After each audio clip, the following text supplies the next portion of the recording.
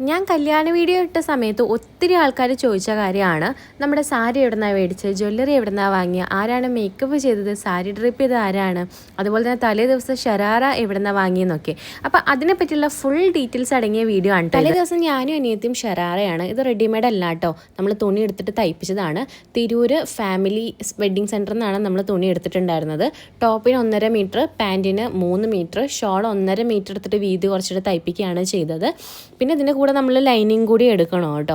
അപ്പം മൊത്തത്തിൽ നമുക്ക് ഒരാൾക്ക് തുണി എടുക്കാൻ 700-800 രൂപയുടെ ഉള്ളിലാണ് വന്നിട്ടുണ്ടായിരുന്നത്. തയ്പ്പിക്കാൻ ഏകദേശം ഒരു 600 രൂപ മാത്രമാണ് നമുക്ക് വന്നിട്ടുണ്ടായിരുന്നത്. ഇനി ബ്രൈഡിൻ്റെ തലേ ദിവസത്തെ ഡ്രസ്സ് നോക്കുകയാണെന്നുണ്ടെങ്കിൽ അതിൻ്റെ ടോപ്പ് ഭാഗം നമ്മൾ വാങ്ങിയിട്ടുണ്ടായിരുന്നത് കുന്നംകുളം ക്യൂന്നാണ്. അവിടെ ഒരുപാട് മെറ്റീരിയൽ ഉണ്ട് കേട്ടോ. ഇനി താഴത്തെ സ്കേർട്ട് നോക്കുകയാണെന്നുണ്ടെങ്കിൽ അതിന് താഴെ ഓർഗാൻസയാണ്, പിന്നെ മുകളിൽ ഒരു ബ്ലാക്ക് നെറ്റുമാണ് കൊടുത്തിട്ടുണ്ടായിരുന്നത്.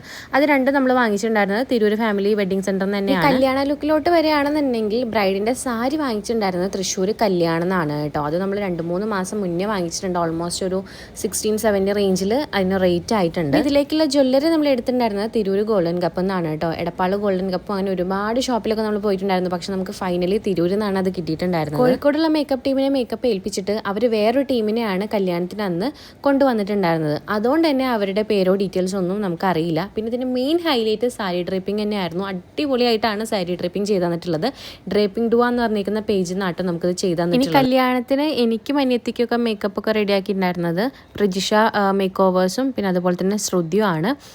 പിന്നെ എൻ്റെ ജ്വല്ലറി വാങ്ങിയിട്ടുള്ളത് റീഗൽ ജ്വല്ലറി എന്നാണ്. സാരി ജയലക്ഷ്മി കോഴിക്കോടാണ് കേട്ടോ. 2200 രൂപയെ അതിന് വന്നിട്ടുള്ളൂ. ഇനി അനിയത്തിയുടെ ഡ്രസ്സ് നോക്കുകയാണെന്നുണ്ടെങ്കിൽ കോഴിക്കോട് കസവ് കേന്ദ്രയിൽ നിന്നാണ് നമ്മൾ മെറ്റീരിയൽ എടുത്തിട്ടുണ്ടായിരുന്നത്.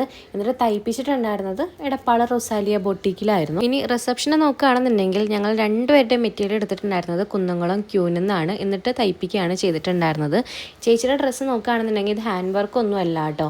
ഇത് നമ്മൾ തിരൂര് ഫാമിലി വെഡ്ഡിങ് സെൻറ്ററിൽ നിന്ന് മെറ്റീരിയൽ എടുത്തിട്ട് ആൾക്ക് ഇഷ്ടപ്പെട്ട മോഡലിൽ നമ്മൾ റൊസാലിയ ബൊട്ടീക്കിൽ പോയിട്ട് തയ്പ്പിക്കുകയാണ് ചെയ്തിട്ടുണ്ടായിരുന്നത്. അപ്പോൾ ഇതോടുകൂടി നമ്മുടെ കല്യാണ വീഡിയോസൊക്കെ കഴിഞ്ഞു കേട്ടോ.